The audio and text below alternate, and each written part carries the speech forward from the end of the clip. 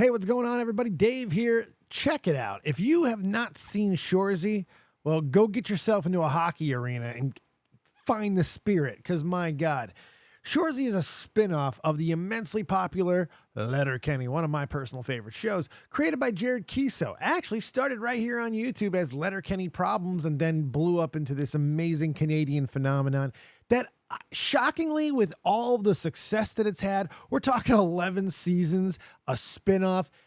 It's still incredible how few Americans, I feel, know this show. This show plays very well internationally. It almost feels like hockey. It almost feels like soccer. It plays well everywhere else, but America still feels a little bit behind, and I don't really understand why. Letterkenny is something everybody should get into if you haven't yet, or get back into if you've missed some seasons, because Shoresy is arguably one of the, if not the greatest spinoff in television history. Really, there's only one that gives it any true competition, in my opinion, and that's Frasier. Because Frasier arguably is better than Cheers, which is a big statement. Shoresy is not far off from being a true competitor, if not an ascension from Letterkenny. Now, granted, we are only 2 seasons in, and I haven't even seen the second season, but lightning in a bottle was caught in that first season with hilarity, compassion, friendship, camaraderie, all the emotions that athletes feel in small towns, big towns. There's just so many different messages and things that you can attach yourself to, and it works. The show always did, from episode 1 all the way to episode 6, and left you wanting for more. Well, more is here, and that's why I'm here after that long-winded intro, because we're doing season 2, episode 1 review. Next time you hear me speaking, I will have new Shoresy isms in my mind. Let's see if season 2 can be anywhere near as good as season 1, or if it's going to fall flat. Let's see. Hit the crossbar, or are we going to score a goal? Shoresy, season 2, episode 1. Let's find out. Am I going to be disappointed when I do a quick cut? Let's find out. Gonna give immediate thoughts just on the beginning of the first episode. Now, I was not expecting us to get a time jump, let alone a narrative sweep of the aftermath of season 1, where they did lose the game to the Sioux, but we knew they weren't going to be done. Now, what I wasn't expecting was them to just sweep the rest of the playoffs, win the league, be dominant, 20-game win streak. That I was not expecting, but it was a smart move narratively, because it gets us out of the problems of one more loss and all of that, because I think now they've already gone beyond. So even if they do lose again, it doesn't really matter. It's a smart narrative device to kind of take away the premise of the show in a way, but still make it matter. It was kind of a smart way to handle that, at least in my opinion. We'll see how it does the rest of the episode and season, but I think it just gives a clear way to tell the rest of the story. So let's see where they go. And I love that they brought back Bro Dude Energy Presents Questionable Calls. I love Anik. I love everybody that's on there. RA, all of them. It's really funny. They look a lot different in this season. Their age is terrible.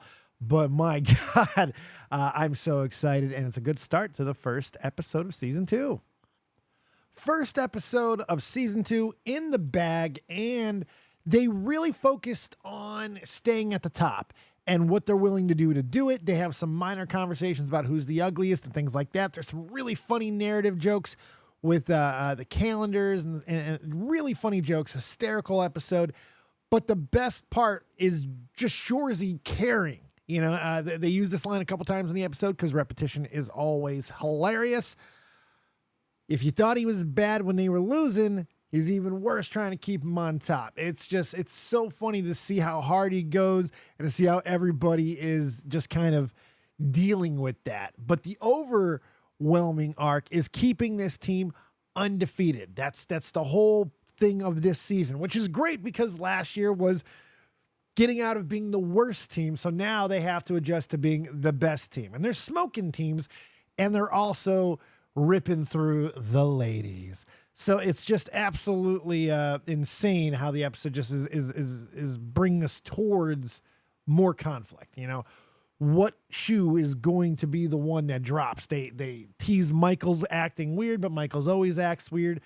there's a few things that they're going to have to address through the rest of the season that they really set up with episode 1.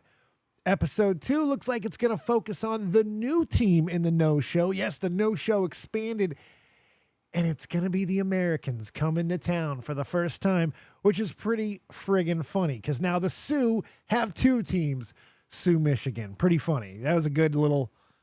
And Michigan, too. You know what? I'm wondering if they're going to... See, now you caught me mid-thought here because Michigan is where some of the things that happened with Letterkenny people. Dix is from Michigan, I believe. And some of the other people that we got in Letterkenny. Ooh, I wonder if we're going to see any of the people make a cameo when they go to America, because that could be really funny. I'm expecting some Letterkenny crossover this season, and if not, definitely season 3. But this is a good way to do that without involving any main characters. This could be really funny. Also, if you're not noticing in the advertisement and stuff, there's all kinds of Letterkenny advertising and really fun Easter eggs. The obvious one is puppers. Seeing that everywhere is really good, but really keep an eye on some of the cool little Easter eggs that they're throwing in there. I'm excited for episode 2. Let's go. We're not breaking these up. You're getting my full thoughts right now. Fresh, energetic, and Dave-tastic. Let's keep it going. Ooh, the open for episode 2, Shoresy and Laura Moore. Shoresy almost looking frustrated, but man, the pickup game better than season 1. Really, really good stuff with him and Laura. They got such good chemistry. She looks really good.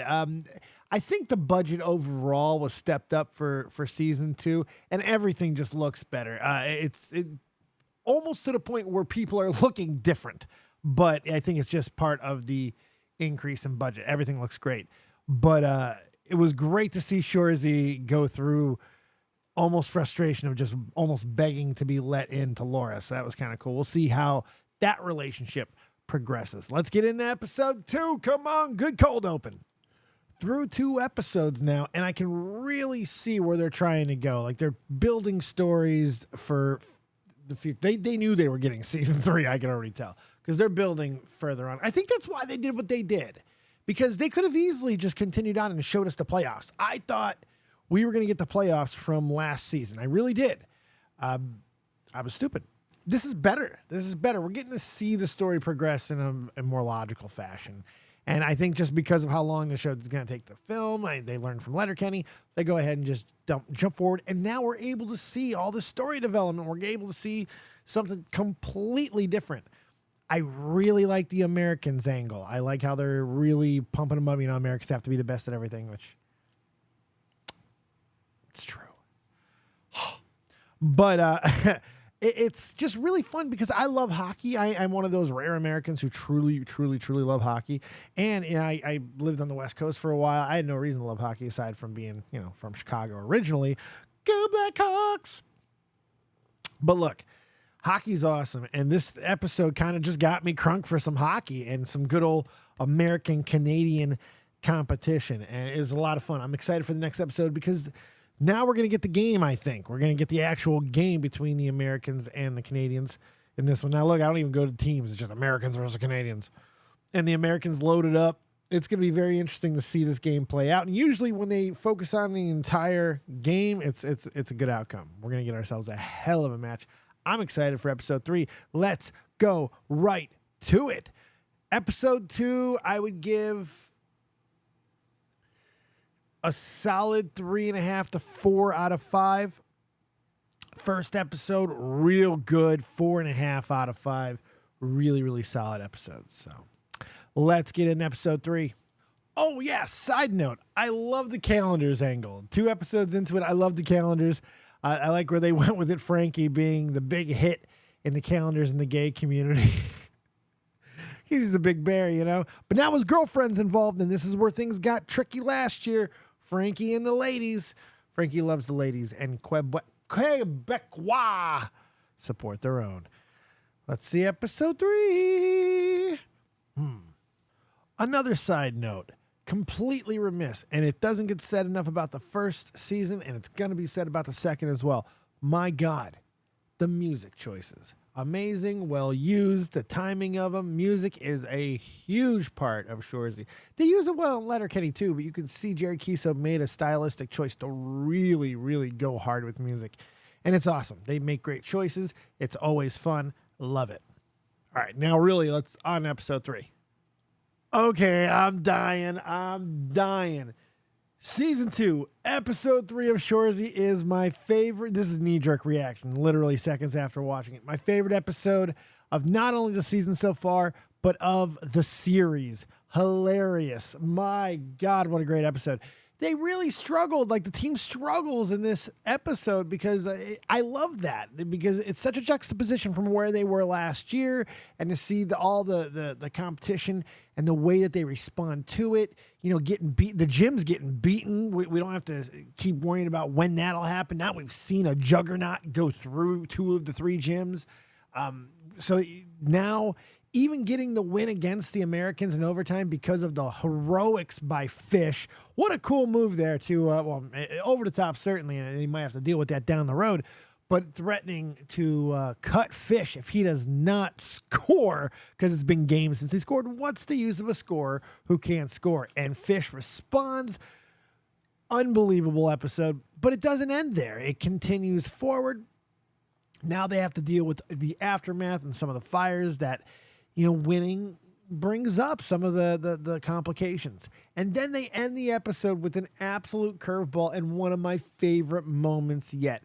One of the American players who played over 1,000 games in the show comes into Nat's office and, you know, says he's a plumber, you know, by trade and all this stuff. And he fixes all of the plumbing. And there's all the euphemism of a plumber and all that. But Nat standing at almost attention, we see something completely different out of her. It was fantastic. Her acting there was great. It looked like Nat fell in love. She was quivering, shaking. It was awesome. And the closing line of episode 3, I'm going to fuck that slut. Just awesome. I am fired up for episode 4. Let's go right into it. I do not want to wait. Oh my God. Great episode. 5 out of 5. 1, 2, 3, 4, 5th. Let's go. Well, they don't leave us in suspense on that one. Immediately into the episode, and Nat fulfills her prophecy. No subtlety. Nat did not go subtle. And God bless her, too. Let's get into the episode.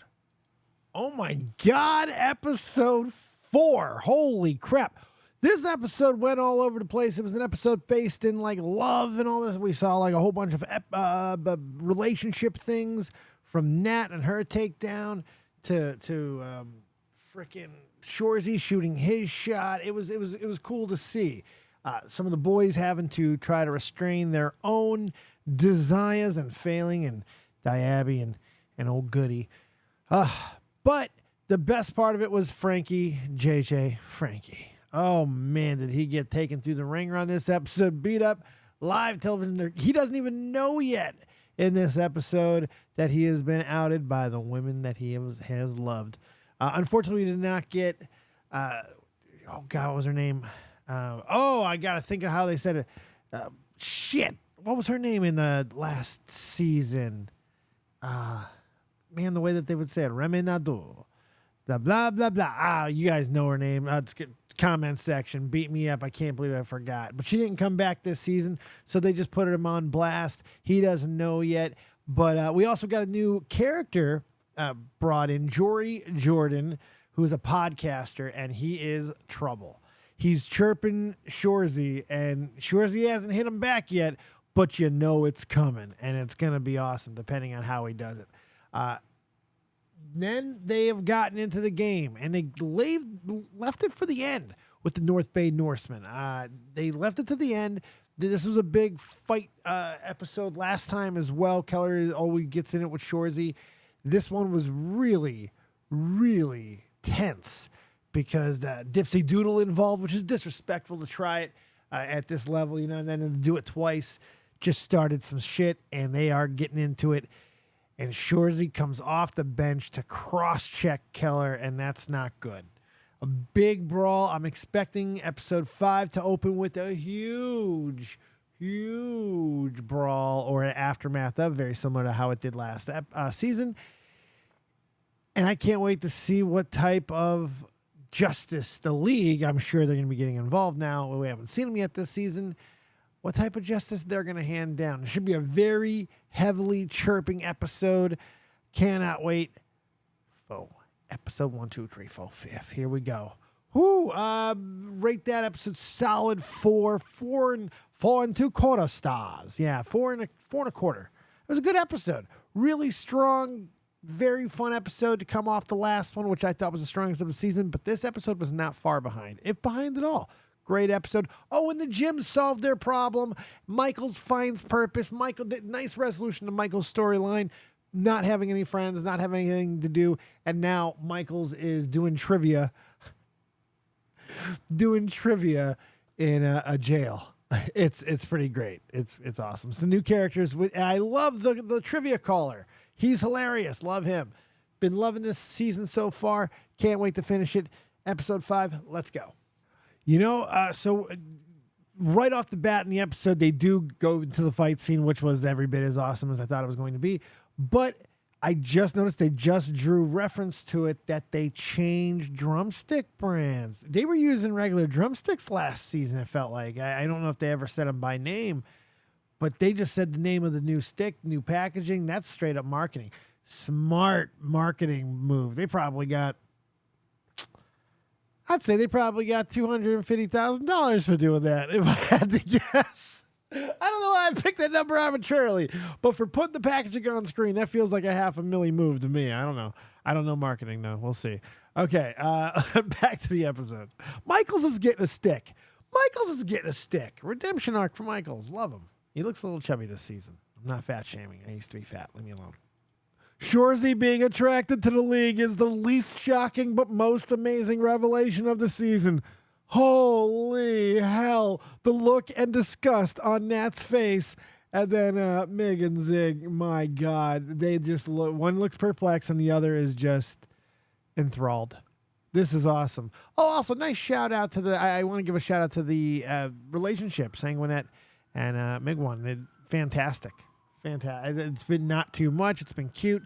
They've made fun of it, but not too much. It's just all been awesome. I love it. Love the character growth too. Nice little small trajectory upwards. Into the episode we go. Laurence Leboeuf. I can't believe I forgot that name. I'm sure I'm already getting beaten up in the comments section. Stop typing, nerds. Stop typing. Laurence Leboeuf. The episode said it. I didn't remember it. They told me.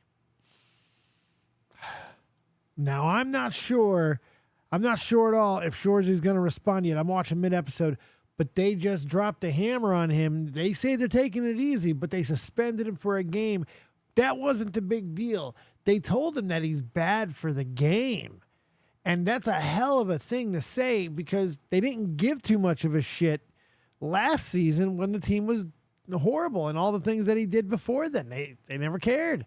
But now the team's got eyeballs. They got a presence. Kids are involved. Now he's not good for the league, and you have to adjust. They had to address it at some point because things have changed. The dipsy doodle and all types of hot dog and shit. Kids want to see that nowadays, but if you're still old school and you're playing the game and you're doing, you can't get shown up on your own home ice, especially. My God. So I get it. It's interesting the way they're tackling it. Shoresy looks like he's about to explode. Let's see how he responds. This is episode 5 of season 2. The league was another rousing success. Absolutely love seeing the league get involved here and the way that they did it. They came in with the big hammer talking about how the league has changed, how the game has changed. And I was expecting that to be pretty much it. Maybe Shoresy would chirp back, but Nat stepped up and talked about how that's unacceptable. This was the argument back. This is why I like Shoresy. This is why I like Letterkenny, because they'll present the argument and then sometimes they'll give a reasonable, rational response. And from the perspective of leagues like the No Show, 5-team murderous leagues, things like that, the only thing they have is to play the game the right way, because the reality is hockey is the one sport where there is instant justice, where players can really govern themselves. As long as they don't go overboard, things are governed on the ice in the moment. You want to take a shot at somebody for dipsy doodling and hot dogging and showing up your team? Well, you can. You're going to do 2 to 5 minutes and you're going to hurt your team, but you can settle it. Instant justice. And you ain't going to dipsy doodle next time, more than likely. Now, is that the way that you should handle all things? No, but hockey's special. Hockey's different. Hockey should have maybe not the full element. I'm not for thuggery, but my God, some element is not bad. They really did tone down the fighting this season, I noticed too. They're in it for the long haul. They're seeing the dollar signs. I mean, Letterkenny has done well, done amazing, but I think they see Shoresy as something a little bit bigger, potentially, at least with the crossover, because hockey is really starting to gain in popularity again, which is really nice. But that's just me as a hockey fan. But still, I love the whole confrontation with the league. They end up reversing their decision, and Shoresy gets to go to Sioux, Michigan. I'm very excited for Sioux, Michigan. Now we get to see Frankie greet his new fans, I got a feeling. Ooh, it should be funny if Frankie goes to the man advantage. Let's see what happens. Shoresy shoots his best shot at Laura yet. I love that. I was not expecting it. He went to the door and says, "Your window's closing," but I was not expecting him to say, "I'm going to the man advantage tonight, and I've been told I can fuck some dudes up the ass." He looked like he struggled getting that line out, and I honestly don't blame him. That's incredible. Oh, shit. Oh, my God. Oh, my God. That was good. But it looks like it may have worked, because she may be going to the man advantage, which just makes it even better. Oh, let's close this episode out. Oh, my God. Return of Laurence Leboeuf. Woo! I was not ready for the man advantage to be the heartwarming moment of the season and possibly the series. It was great. I almost had tears in my eyes. Laurence Leboeuf fixes JJ, and she does reveal that JJ does not understand anything that Shoresy says. Really funny episode. A lot of great jokes. Good payoffs. The Polichetti's back in play in this episode. We get to see the resolution to that. Also, well noted that no matter how much Mercedes wanted Sanguinet to be there, Sanguinet did not go into the limo. So I love that. I love that Sanger seems to be loyal to Big One. That's awesome. There's just great stuff there throughout the entire episode. Shoresy gets to monologue a little bit. We get to see him talk at great length about kind of why he does what he does. Just a great episode all in all. I mean, this is really a building block season. I think this show's got legs. Letterkenny could go for 22, 29, 35 seasons. If it's like The Simpsons. If it was animated, it would go forever. And I think that's probably one of the reasons why they have an animated version. So it can go forever. But the reality is the actors are getting old. It takes a while to film that. It's a tough show to film. It is really difficult for a lot of different reasons. So it's like Shoresy might be the long-term solution. I'm interested to see how they tackle it. I'm surprised we haven't gotten more crossover. Have we gotten any? No, I don't think we've gotten one, like, aside from the hockey players, themselves, we haven't really gotten anyone else yet. I would like to see that change. I really would. And not too much, just I would like a visitation. Preferably Riley and Jonesy. But love the episode. Excited for the finale. Let's do it. Oh, another solid 4.5, 4 2/4 star, somewhere in there, man. Every episode has been fantastic. Really has. It's just solid and fun. And God, that was a great episode. Great, vibrant episode. Dancing. Okay, let's get into it. I gotta stop midway through this episode. It is tearing me apart. Oh my God, this is a great episode. The finale has just been so good so far. It's like tearjerker stuff with the family and the family dinner. The Shore family dinner was fantastic. They vetted a new member. Well, really, I think Kayla's new boyfriend. It was hysterical. They went after each other, went after him. Some hilarious stories. But getting just to peel back more layers for Shoresy, it was just really cool to see. This has been a great Excuse me. Great episode so far. On my editing style, there has been none. I've been pausing and restarting and giving you the most rapid reactions possible.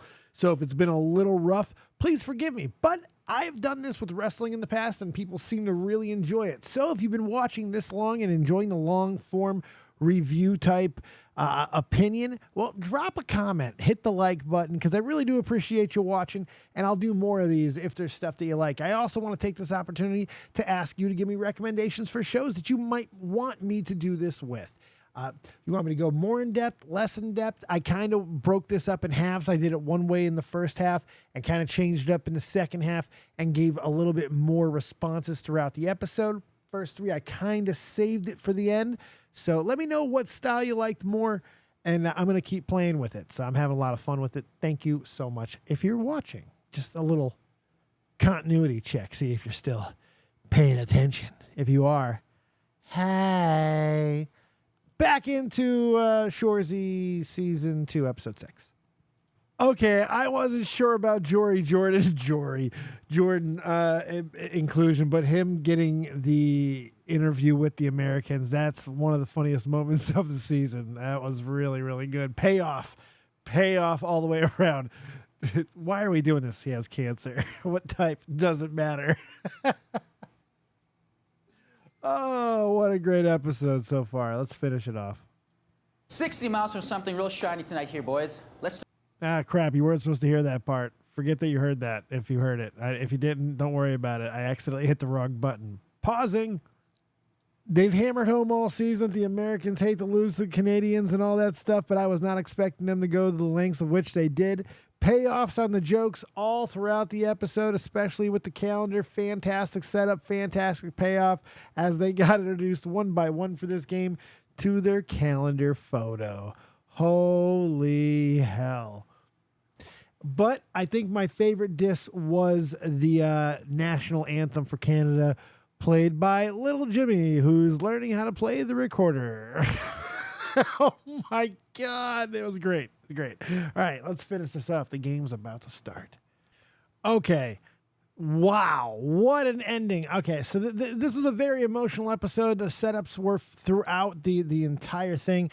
I love the little extra that they did with everyone's girls traveling to Michigan to show up, and they all play a little special for him. I guess with the whole Taylor Swift, Travis Kelce thing going on, there's a little special thing, a little extra connection there as well. So I don't know, really good timing, a little bit of luck, all that good stuff, but I loved it. Of course, they do win. Spoilers. Sorry if you got spoilers throughout, but come on, you're watching a review. Leave me alone. Awesome.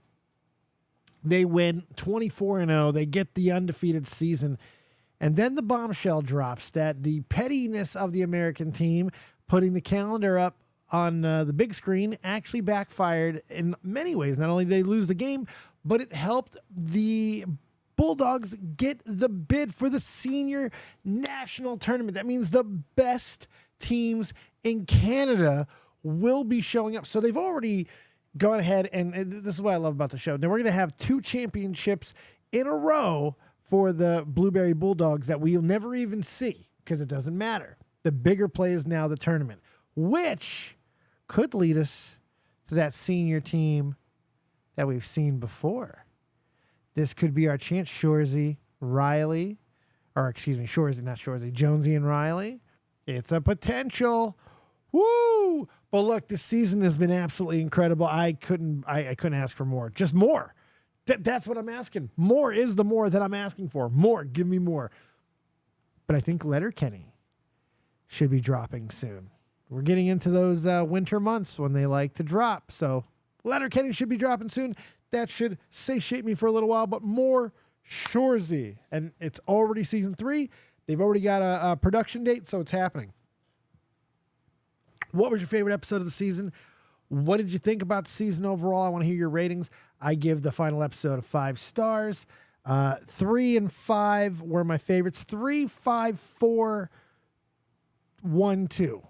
3, 5, 4, 1, 2 is my order for the episodes. Oh, excuse me. I missed an episode. Add 6.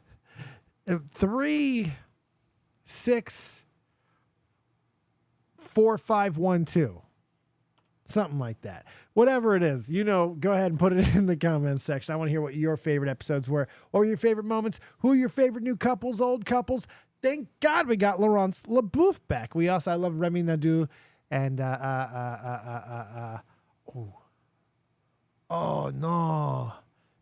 Benny Koch. Benny. I am Benny and Remy. I can't remember the Benny's full name. Anyway, but love this season so much. This show's all heart. All heart. Quickly becoming one of my favorite shows on TV. So I think I'm going to take on Rick and Morty at some point, the new season of Rick and Morty. Make myself really sad. I don't know. We'll see. Thanks for watching, guys. No, well, you know what? No outro needed. This is just a nice long format episode here. So if you guys watch this and support it, hit the like button and give some good love. I'll put more production value on the back end. All right. How about that? Thanks for watching. Hit the goddamn subscription button, would you? And go watch Shoresy. Spread it like a virus. Spread that shit.